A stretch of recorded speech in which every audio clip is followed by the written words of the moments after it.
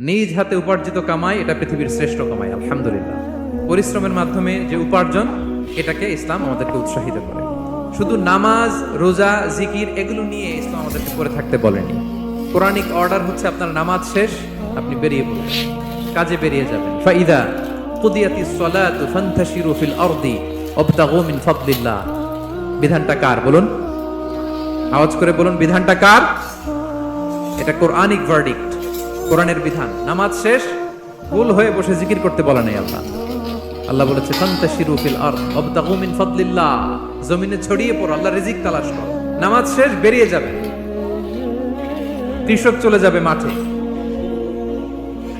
শ্রমজীবী চলে যাবে ফ্যাক্টরিতে, শিক্ষকরা চলে যাবে তাদের শিক্ষা প্রতিষ্ঠানে, কর্পোরেট ওয়ার্ল্ডের লোকেরা চলে যাবে তাদের প্রতিষ্ঠানে। ডেভেলপমেন্ট করতে হবে, সিভিলাইজেশন করতে হবে। নামাজের পরে গোল হয়ে বসে থাকা চলবে না। কি ব্যালেন্স দেখেছেন ইসলাম? আজান হয়ে